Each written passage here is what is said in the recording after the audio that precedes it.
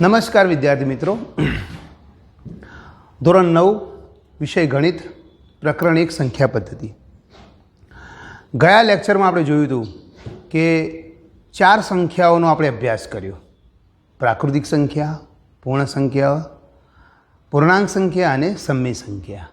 આ 4 સંખ્યાગણોનો અભ્યાસ કર્યો હતો.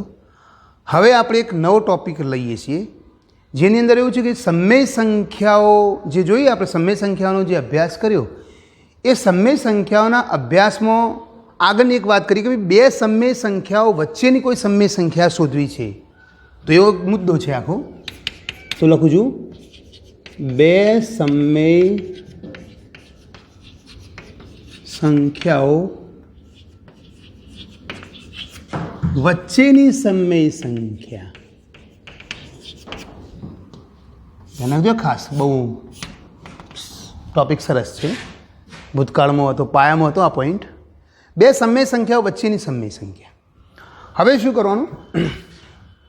તો આમ તો બે સમય સંખ્યાઓ વચ્ચેની સમય સંખ્યા શોધવા માટે 2 થી 3 અલગ અલગ પદ્ધતિઓ આવે છે, પણ આપણે એક સમછેદી પદ્ધતિનો યુઝ કરીશું કેમ કે એ સરળ છે.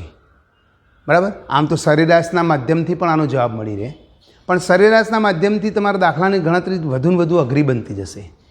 એટલે આપણે એવી ગણતરી પર જઈશું કે આપણને થોડી સરળ રહે. તો હું 1-2 રીતો અહીંયા તમારી સમક્ષ રજૂ કરું છું. આમ તો 2 થી 3 રીતો જે રજૂ કરું છું કે સમછેદી બનાવવાની. કઈ રીતે? તો એ અને બીને સમછેદી, એ અને બી ને સમછેદી સંખ્યાઓ તરીકે દર્શાવો.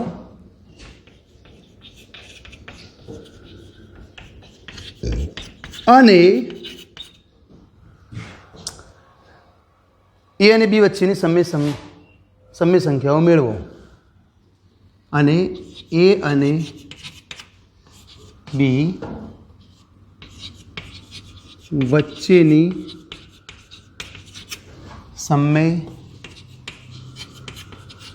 સંખ્યાઓ શોધવી. આ એક. બીજો કયો મુદ્દો? તો બીજો બોલ્યો સરેરાશનો. તો સરેરાશનો મુદ્દો કયો છે? તો એને જનરલી પદ્ધતિ આ રીતે વપરાય છે કે ભાઈ એ અને બી બે સમય સંખ્યાઓ વચ્ચેની સમય સંખ્યા મેળવવા. એ અને બી બે સમય સંખ્યાઓ વચ્ચેની સમય સંખ્યા મેળવવા એ અને બીનો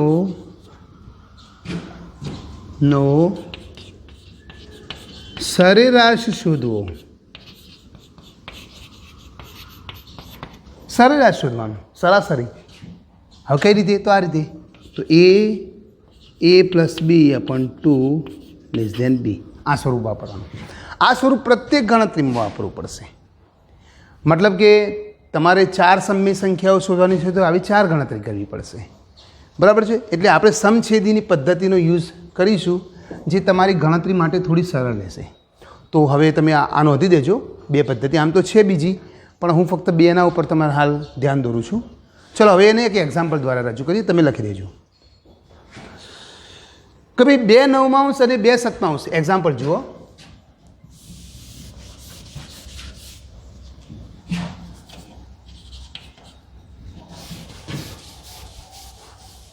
બે નવમાંશ અને 2 સત્તાંશ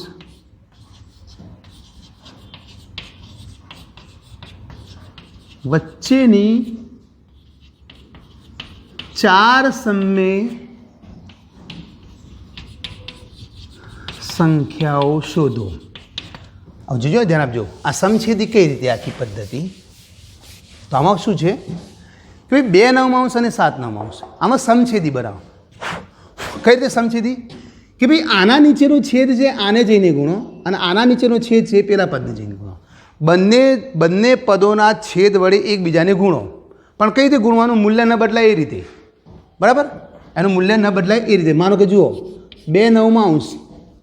હવે 2 નવમાંશ લીધું, હું આને 7 વડે ગુણીશ. 7 વડે ગુણીશ અને 7 વડે ભાગીશ. કેમ? મૂલ્ય ન બદલાવું જોઈએ ને. ગુણીએ તો મૂલ્ય બદલાઈ જશે, એટલે ભાગાકાર પણ એટલું જ કરવાનું. બરાબર છે. તો આને સમછેદી બનાવી કહેવાય. તો 7 દુ 14 અને 9 સીત્યું 63, મતલબ 14 ભાગ્યા 63 બને. હવે બીજી વાત કે ચલો બીજી ગણતરીની કરીએ. બીજી ગણતરી કરીએ કે ભાઈ ચલો 2 સત્તાંશ. હવે 2 સત્તાંશને હું એક મિનિટ ગણતરીને હું જરા સાઈડમાં કરું છું જેથી સ્પેસ મળી રહે. કે ભાઈ ચલો 2 સત્તાંશ, હવે એને હું 9 ગુણું 9 ભાગું, ક્રોસ ગુણે ને, તો 9 દુ 18 અને 9 સીત્યું 63 બન્યું. હવે આ રીતે હવે તમે જુઓ કયા બે પદ આવ્યા, 14 ભાગ્યા 63 અને 18 ભાગ્યા 63, मतलब 14/63 આવે ને 18/63 આવે. બરાબર. હવે આના વચ્ચેની 4 સમય સંખ્યાઓ શોધવાની છે. એટલે 4 સમય સંખ્યાઓ શોધી એટલે આને વચ્ચેની થોડી સ્પેસ હજુ મોટું કરીશું આ બંને સંખ્યાઓ. તો હજુ આપણે એક કામ કરીએ, એક નાની ન્યૂનતમ સંખ્યાવાળી ગુણી દઈએ. એક નાની ન્યૂનતમ સંખ્યાવાળી ગુણીએ, મતલબ 14 ભાગ્યા 63 ને આપણે હજુ 2 ગુણીને 2 ભાગીએ. તો એવું ને એવું કરીએ આ બાજુ કે ભાઈ 18 ભાગ્યા 63 ને હજુ 2 વડે ગુણી અને 2 વડે ભાગીએ. બરાબર. તો થોડું મોટું કરીએ. જો કદાચ તમારે અહીંયા કેટલી સંખ્યાઓ માગી છે? 4 માગી છે. સાંભળ્યો ધ્યાનથી. જો 14 ભાગ્યા 63 અને 18 ભાગ્યા 63ની અંદર 4નો સ્પેસ મળી જતો હોય, 4નો સ્પેસ મળી જતો હોય, મતલબ અહીંયા શું છે આના વચ્ચેની છે એટલે 4નો સ્પેસ નથી મળતો. તો 4નો સ્પેસ મળતો હોય તો બીજી કોઈ સંખ્યાવાળી ગુણવાની જરૂર નહીં. એવું બીજું કોઈ એક્ઝામ્પલ આપશે, આપણે જોઈશું. તો આપણે આ સંખ્યાને ફરીથી 2 વડે ગુણ્યા અને 2 વડે ભાગ્યા. તો હવે શું થશે? હવે નવું પરિણામ છે 28 ભાગ્યા 60 દુ 120 ને 126 અને અહીંયા આવશે 18 દુ 36 ભાગ્યા 126. તો 28 ભાગ્યા 126 અને 36 ભાગ્યા 126 આ બે સ્વરૂપ આવ્યા. બરાબર. હવે જોજો, ધ્યાન આપજો. હવે આના વચ્ચેની સમય સંખ્યાઓ, હવે આના વચ્ચેની સંખ્યાઓ કેટલી? તો આના વચ્ચેની સંખ્યાઓ 28 ભાગ્યા 126 અને 36 ભાગ્યા 126 વચ્ચેની સમય સંખ્યાઓ. હવે એક કામ કરીએ, આપણે વચ્ચેની 4 જ લઈએ ને, પણ બધી નથી, વચ્ચેની 4 સમય સંખ્યાવાળો 4 સમય સંખ્યાઓ. આમ તો ઘણી બને છે, આમ તો જો જોઈએ ને તો આમાં ઘણી બધી બનશે. હવે સીધો જવાબ મળશે આપણને 28 ભાગ્યા 126 ને 36 ભાગ્યા 126ની વચ્ચેની 4 સમય સંખ્યાઓ. તો જો હવે 28 તો 29 ભાગ્યા 126, 30 ભાગ્યા 126, 31 ભાગ્યા 126, 32 ભાગ્યા 126, 33 ભાગ્યા 126, 34 ભાગ્યા 126 ને 35 ભાગ્યા 126. તો આટલી બધી સંખ્યાઓ છે ને આપણે 4 જ લખવાની છે, કેમ કે આપણે 4 જ માગીશું. તો લખીશું આપણે 29 ભાગ્યા 126, 30 ભાગ્યા 126, 31 ભાગ્યા 126 અને 32 ભાગ્યા 126. બસ આપણે 4 જોઈ 4 લખી દીધી. બસ આ રીતે આ ગણતરી પૂર્ણ થાય છે. તો બે સમય સંખ્યાઓ વચ્ચેની સમય સંખ્યા આ રીતે મેળવી શકાય. લખી દો. તમે આના મૂલ્ય મેળવશો, તમે એક સમયે આના મૂલ્ય મેળવશો ને 29 ભાગ્યા 126, 30 ભાગ્યા 126, 31 ભાગ્યા 126, 32 ભાગ્યા 126, તો આ બંને સંખ્યાઓના વચ્ચેની સંખ્યા જ મળશે.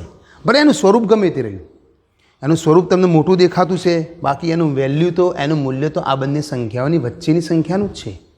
ઓકે. તો આ પદ્ધતિ અપનાવજો, બહુ સરળ છે.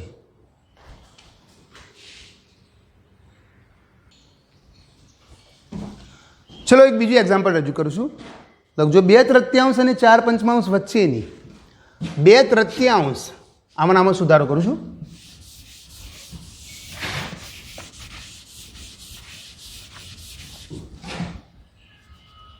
2/3 અને 4/5 વચ્ચેની 3 સમય સંખ્યાઓ. કેટલી? માત્ર 3 જ માગી. ચલો આ ગણતરીમાં આપણને 3 માગી છે. 3 સમય સંખ્યા. તો જુઓ, હવે આ પદ્ધતિ પ્રમાણે આપણે એક બીજી ગણતરીમાં આ રીતે ચાલીશું. જો 2/3 તો મેં તમને કહ્યું ને કે આના 5 વડે અહીંયા ગુણો, તો 5 ગુણ્યા અને 5 ભાગાકાર. તો શું થશે? 5 દુ 10 અને 5 તરી 15. ઓકે. હવે બીજી બાબત એ જ રીતે હવે 4/5 એના આપણે આ 3 વડે ગુણીએ, તો 3 ભાગ્યા 3, 3 ગુણીશું, 3 ભાગીશું. તો આનું સ્વરૂપ કેટલું બનશે? 4 તરી 12 અને 5 તરી 15. હવે તમે જુઓ બે સ્વરૂપ મળ્યા, 10/15 અને 12/15. હવે આપણે આના વચ્ચેની 3 સમય સંખ્યા જોઈએ છીએ. એટલે મેં તમને કહ્યું ને કે આ રીતની 3 સમય સંખ્યા જોઈતી હોય તો એક કામ કરીએ, આપણે કોઈ એવું પદ લઈએ કે જેનાથી આપણે એનું સ્વરૂપ થોડું મોટું થાય. ધારો કે એક કામ કરીએ, આપણે 10/15 ને 3 વડે ગુણીએ અને 3 વડે ભાગીએ. બરાબર છે? 3 વડે ગુણીએ અને 3 વડે ભાગીએ તો 3 વડે ગુણો અને 3 વડે ભાગો તો 10 તરી 30 અને 15 તરી 45. બરાબર. બીજી બાબત અહીંયા પણ આપણે એવું જ કરીએ કે ભાઈ ચલો 12/15 તો 3/3, આને 3 ગુણ્યા 3 ભાગ્યા અને પેલાને 3 ગુણ્યા 3 ભાગ્યા. બરાબર. 12 તરી 36 અને 15 તરી 45. હવે તમે વિચારશો કદાચ કે કેમ સર આવું કર્યું તમે, કે ઓલી અગાઉની ગણતરીની અંદર તમે 2 ગુણ્યા હતા અને 2 ભાગ્યા હતા બંને પદોને. જે બીજી ગણતરી કરી ને, આ બીજી ગણતરી, આ જે બીજી વખત જે ગુણાકાર કર્યો ને આપણે આ પદોનો, એમાં તમે વિચાર્યું કે ભાઈ કેમ અગાઉની ગણતરીની અંદર 2 ગુણ્યા 2 ભાગ્યા હતા અને અહીંયા 3 ગુણ્યા 3 ભાગ્યા. આપણે શું કરવું જોઈએ? તમે 2 ગુણો, 3 ગુણો કે 4 ગુણો, બરાબર છે? ગુણવા ભાગવાની પ્રક્રિયા સાથે લેજો. તમે સમછેદી ચાહે કોઈપણ સંખ્યાથી બનાવો, કોઈપણ સંખ્યાનો ગુણક કરો, મને એનું બરાબર, કોઈપણ સંખ્યાનો ગુણક કરશો તો કરો, 2 કરો વધો નહીં, 3 કરી શકો, 4 પણ કરી શકો. પણ એક વસ્તુ કે તમે જે ગુણાકાર કરો તો 2 અંકો વચ્ચેની સ્પેસ તમારે હોવી જોઈએ. કેટલી? તમને જે માગી છે એનાથી વધારે હોવી જોઈએ, તો તમને સરળતા રહેશે. જવાબ તો મળે. આમ તો એમ કહેવાય છે કે 2 સમય સંખ્યાઓ વચ્ચે તો અસંખ્ય સંખ્યાઓ છે, અસંખ્ય, જેનો કદી અંત જ નથી. પણ આપણી સરળતા ખાતર એને આપણે 2 ન ગુણીએ 3 ગુણીએ, કદાચ જરૂર પડે તો 4 પણ ગુણવા પડે. માનો કે જુઓ અહીંયા હું તમને કહું 10/15 છે ને આ 12/15 છે. હવે 10 અને 15 વચ્ચે 10/15 અને 12/15 એટલે આપણે અંશ જોઈએ કે ભાઈ 10 અને 12 વચ્ચે કેટલી સંખ્યા? તો એક જ છે, 11 ને, 11/15. હવે આપણે અહીંયા માગી છે 3. હવે હું વિચારું, તમને ફરીથી કહું કે મારો કે અહીંયા 2 ગુણ્યા 2 ભાગ્યા, ચલો તમે એમ કહો છો કે સાહેબ 2 ગુણીને 2 ભાગે તો શું થાય? તો અહીંયા 10 દુ 20 થશે અને અહીંયા 12 દુ 24 થશે. એટલે 20 અને 24 વચ્ચે 3 સંખ્યા. હા તો ચાલે, બરાબર છે, અનુકૂળ છે. તો એક કામ કરીએ, આપણે જેટલું શોર્ટ સ્વરૂપ મળતું હોય તો એ શોર્ટ સ્વરૂપની અંદર આપણે ગણતરી કરીશું. તો એક કામ કરીએ, ચેન્જ કરી દઈએ, વધો નહીં, કોઈ દાખલાને આપણે ચેન્જ કરવું કરી શકાય. આપણે 3 જ માગીએ, 3 આપણે શક્ય મળી જાય છે તો ચલો હાડો બદલી નાખીએ. શક્ય બને તો 10/15 છે અને 2 ગુણો અને 2 ભાગો તો 20/30 અને અહીંયા 12/15 ને 2 ગુણો અને 2 ભાગો તો 24/30 થઈ ગયા. પણ એક વસ્તુ બીજી વાત કરો, ચલો આ તો મેં ચેન્જ કર્યું, આ દાખલાની ગણતરીમાં તો મેં ચેન્જ કર્યું. સમજો, બહુ મસ્ત રીતે છે, સમજો ચેન્જ કર્યું કે ચલો 20/30 અને 24/30. હવે આના વચ્ચે 21, 22, 23 3 સંખ્યાઓ મળી ગઈ. ઓકે, તો માનો કે ચલો 2 આપણે અનુકૂળ આવી ગયું. પણ માનો કે આ દાખલાને હું અહીંયા લખું ભાઈ 5 સમય સંખ્યાઓ શોધો. ફોર એક્ઝામ્પલ તરીકે આની રકમ મેં બદલી અને રકમની અંદર ફક્ત એટલું 5 સંખ્યાઓ શોધો, તો પછી એ વખતે તમારે 2 નહીં પણ 3 ગુણવા પડશે. તો થોડું સ્વરૂપ, એટલે જેટલી મોટી સંખ્યાથી ગુણશો તો 2 સંખ્યાઓ વચ્ચેનું ડિસ્ટન્સ મોટું થશે અને ડિસ્ટન્સ મોટું થશે તો તમારે જેટલી સમય સંખ્યાઓ મેળવશે તમે સરળતાથી મેળવી શકશો. ઓકે, આપણે આને તો ગણી દઈએ છીએ. ચલો તો 20/30 અને 24/30 વચ્ચેની 3 સમય સંખ્યાઓ કેટલી? 21/30, 22/30, 23/30. ઓકે, થઈ ગયું. તો આપણને 3 સંખ્યાઓ મળી ગઈ. તો સમજ પડે ને તમને? જો અહીંયા 5 લખું તો પાછું તમારે સંખ્યા કોઈક મોટી સંખ્યાથી ગુણવું પડશે. એટલે કે આ ગુણાકાર કોઈ મોટી સંખ્યાથી કરવો પડશે. બસ આ તમારી અનુકૂળતાએ તમારે ગુણવાનું છે.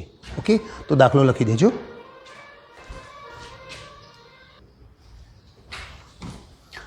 બીજું કે આ પ્રકારના બીજા એક્ઝામ્પલ તમે તમારી બુકમાં સ્વાધ્યાય 1.1માંથી ગણતા રહેજો અને પ્રેક્ટિસ વર્ગની અંદરના દાખલા પણ ગણતરી કરતા રહેજો.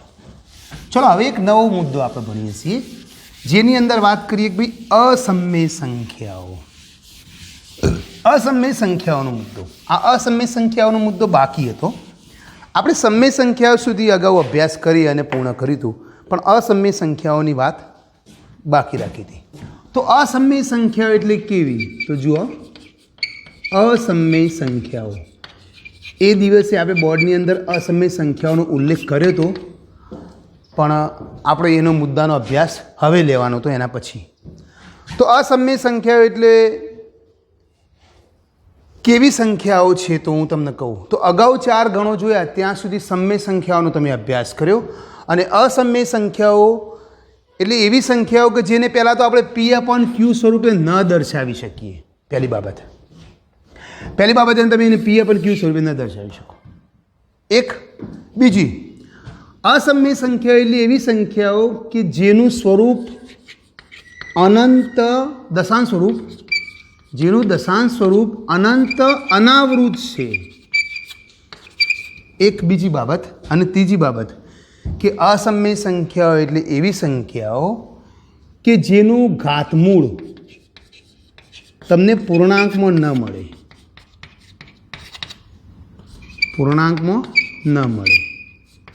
બસ આ બધી સંખ્યાઓને આપણે અસમય સંખ્યાઓ તરીકે લઈએ છીએ. હવે અસમય સંખ્યાઓની અંદર તમને વાત કરું, ચાલો તો એના તો P/Q સ્વરૂપે દર્શાવી શકાતું નથી, એક બાબત. બીજું, દશાંશ સ્વરૂપ અનંત અનાવૃત છે. અનંત અનાવૃત છે એટલે માનો કે તમે જો કોઈ સમય સંખ્યાનું દશાંશ સ્વરૂપ મેળવવાનું, અસમય સંખ્યાનું દશાંશ સ્વરૂપ મેળવવાનો પ્રયત્ન કરશો તો તમને અનંત સુધી કોઈ પણ સંખ્યા પુનરાવર્તિત થયા વગર મળશે, એટલે કહેવાય અનંત અનાવૃત. અને જેના ઘાતમૂળ તમને બધા પૂર્ણાંકમાં ન મળે. શું છે? પૂર્ણાંકમાં નહીં મળે. હવે ધારો કે કયા તમે ઘાતમૂળ કહો, કઈ સંખ્યાઓને અસમય સંખ્યાઓ કહો છો? તો હું તમને કહું. પહેલી તો વાત કરું કે ભાઈ વર્ગમૂળ, ઘનમૂળ, ચતુર્થમૂળ, પંચમૂળ સ્વરૂપની સંખ્યાઓ. પણ કેવી સંખ્યાઓ? તો જેનું તમને ઘાતમૂળ પૂર્ણાંકમાં ન મળે. માનો કે એક એક્ઝામ્પલ તમને આપો કે ચલો ભાઈ આપણા 1નું રૂટ 1 છે, 2નું રૂટ, 3નું રૂટ, 4નું રૂટ, 5 રૂટ આપણે વર્ગમૂળ સંખ્યાઓ છે ને. હવે તમે જાણો છો કે ભાઈ એકનું વર્ગમૂળ આપણને 1 મળે છે, 4નું વર્ગમૂળ આપણને 2 મળે છે. હવે આ બધી કઈ 9નું વર્ગમૂળ આપણને 3 મળે છે. સાંભળજો, 9નું વર્ગમૂળ આપણને 3 મળે છે. હવે આ બધી સંખ્યાઓથી તમે પરિચિત છો કે ભાઈ 1નું વર્ગમૂળ આપણને 1 મળે, 4નું વર્ગમૂળ 2 મળે અને 9નું વર્ગમૂળ 3 મળે. પણ આ બધું શું મળ્યું તમને? આ તો બધી તમને પૂર્ણાંક સ્વરૂપ મળ્યા. આ બધા જે સ્વરૂપ મળે ને એ પૂર્ણાંક સ્વરૂપ મળ્યા, બરાબર? સાંભળજો. પણ આના વચ્ચેની જે સંખ્યાઓ છે જેનું આપણે વર્ગમૂળ પૂર્ણાંક સ્વરૂપમાં નથી મળતું, માનો કે તમે √2, √3, √5, √6, √7, √8, √10, √11 જોયું તમે? કઈ? આ બધી સંખ્યાઓ બાદ કરતા, મતલબ √2, √3, √5 જો 4 નથી, √6, √7, √8, √9 નથી, √10, 11.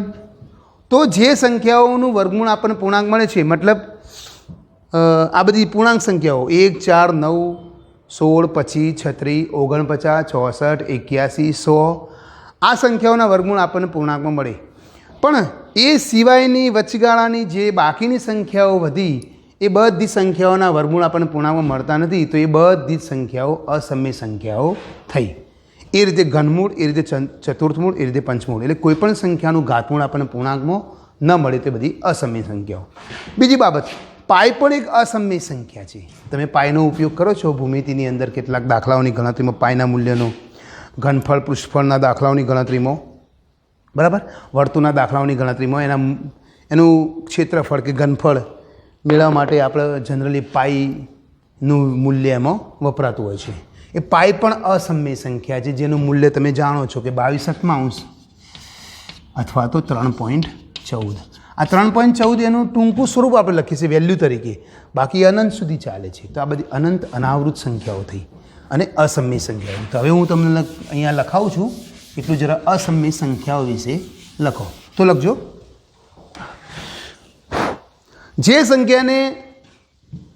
જે સંખ્યામાં P પૂર્ણાંક અને Q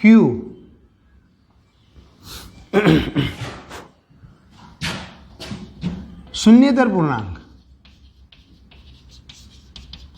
પી પૂર્ણાંક અને ક્યુ શૂન્યેતર પૂર્ણાંક, બરાબર. તેવા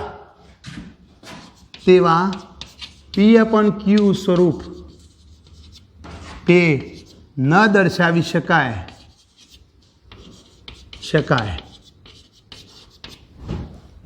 તેને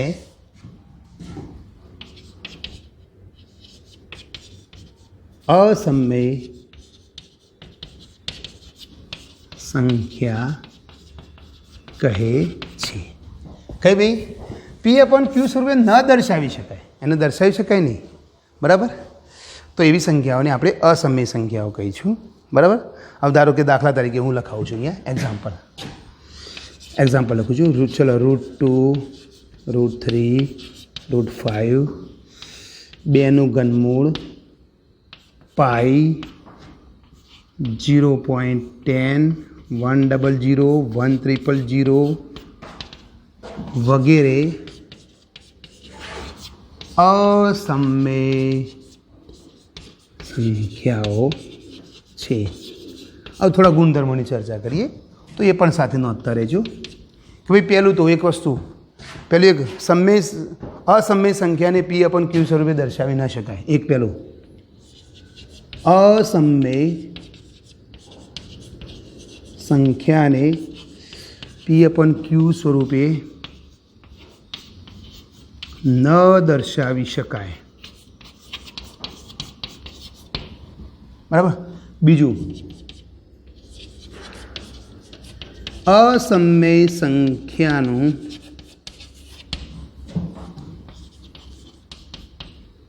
દશાંશ સ્વરૂપ અનંત અનાવૃત હોય. ભાઈ અનંત અનાવૃત. અને ત્રીજું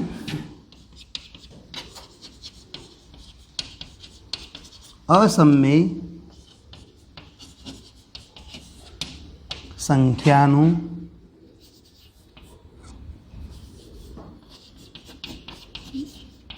વર્ગમૂળ ઘનમૂળ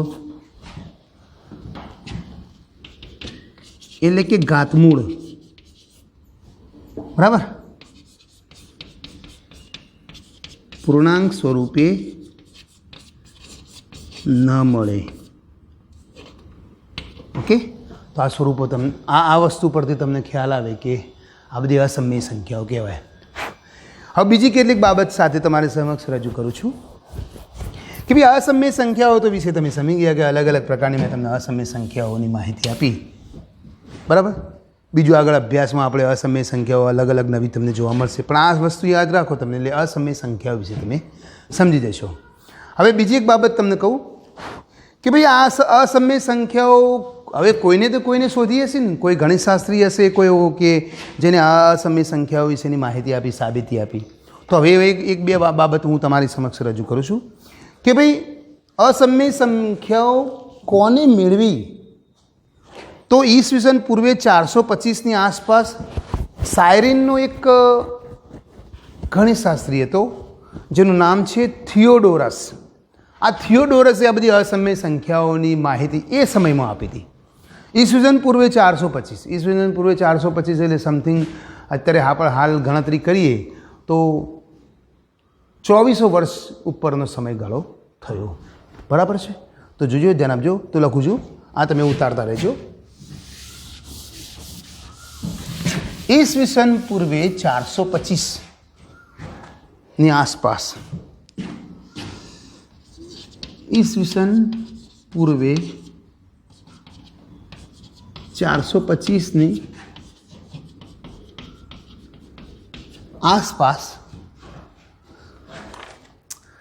સાયરીન નિવાસી, સાયરીન એરિયા છે, સાયરીન નિવાસી કોઈ દેશ નિવાસી થિયોડોરસ, એ નામ છે થિયોડોરસ સે વર્ગમૂળ 3 વર્ગમૂળ 5 વર્ગમૂળ 3 વર્ગમૂળ 5 વર્ગમૂળ 6 વર્ગમૂળ 7 વર્ગમૂળ 10 વર્ગમાં 12 13 11 વર્ગમાં 12 વર્ગમાં 13 15 અને 17 15 અને વર્ગમાં 17 પણ અસમય સંખ્યાઓ છે એમ સાબિત કર્યું. એમ સાબિત કર્યું. સાથે સાથે લખતા રહેજો. બીજી એક બાબતની વાત કરું કે ભાઈ ઈસવીસન 1700ના અંતમાં એટલે પૂર્વે નહીં, ઈસવીસન એટલે હાલ જે ચાલે છે ઈસુના ખ્રિસ્ત જન્મ પછી, તો ઈસવીસન 1700ના અંતમાં એક બીજું અસમય સંખ્યાનું સાબિત થયું, જેમાં બે ગણિતશાસ્ત્રીઓએ ભાગ ભજ્યો. લેમ્બેટ અને લેઝાન્ડ્રે એ પાઈનું મૂલ્ય શોધ્યું.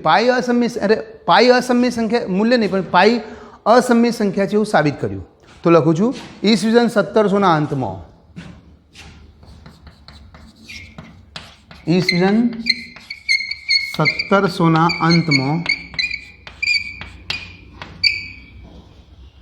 અંતમાં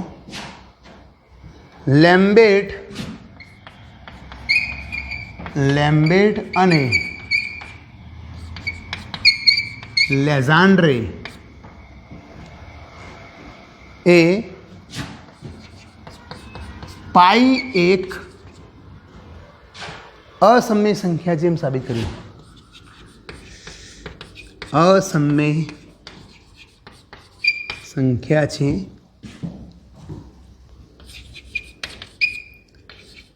એમ સાબિત કર્યું. બરાબર. તો આ રીતે અલગ અલગ અસમય સંખ્યાઓ વિશેની શોધ ક્યાંથી મળી એવી બાબતો આપણે અહીંયા રજૂ કરી છે. લખતા રહેજો. આ રીતે પૂરું કરો.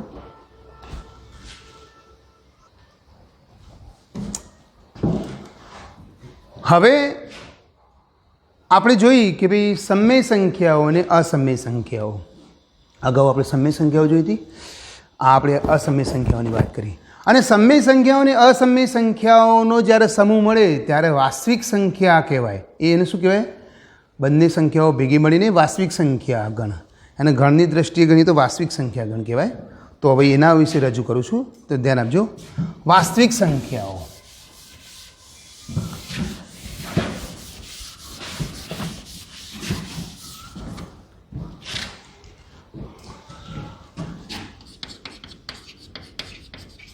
વાસ્તવિક સંખ્યાઓ આ એક ગણ છે. આ પાંચમું તમે કહ્યું ને, આપણે જે વાત કરી હતી કે ભાઈ ચાર ગણોનો વાસ્તવિક સંખ્યાઓનો અભ્યાસ કર્યો હતો, પ્રાકૃતિક, પૂર્ણ, પૂર્ણાંક અને સમય. બરાબર. અને હવે પાંચમું બાકી હતું, તો આ પાંચમો વાસ્તવિક સંખ્યા ગણ કહેવાય, જેને વાસ્તવિક સંખ્યાઓ મતલબ આને કહી દે તો સમય અને અસમય સંખ્યાઓના સમૂહને વાસ્તવિક સંખ્યાઓ કહે છે. અગાઉ સમય ભણ્યા હતા અને હાલ આપણે અત્યારે આનો ઉલ્લેખ થયો અસમયનો. તો સમય અને અસમય સંખ્યાઓનો સંપૂર્ણ સમૂહ જ્યારે મળે ત્યારે વાસ્તવિક સંખ્યાઓ કહે છે. હવે આપણે એને ગણની ભાષામાં થોડું આગળની જે ચર્ચા કરી હતી તો એ ચર્ચા કરી લઈએ કે ભાઈ વાસ્તવિક સંખ્યા ગણ એ બધા જ ગણોનો સાર્વત્રિક ગણ છે. તો હું ખાલી ગણની ભાષામાં લખું છું કે વાસ્તવિક સંખ્યા ગણ એનો સંકેત આર છે. પાછું અહીંયા સંકેત રજૂ કરું છું તમારી નજરમાં. આર વાસ્તવિક સંખ્યાઓ ગણની દ્રષ્ટિએ આર સંકેત ગણ છે. વાસ્તવિક સંખ્યા ગણ આર એ તમામ સંખ્યા ગણોનો સાર્વત્રિક ગણ છે. ભાઈ આ ગણ વિશેની માહિતી તમને ખ્યાલ કદાચ નહીં હોય તો હું વાત કરું. સાર્વત્રિક એટલે શું? સાર્વત્રિક એટલે યુનિવર્સલ સેટ કહેવાય એની ઇંગ્લિશમાં.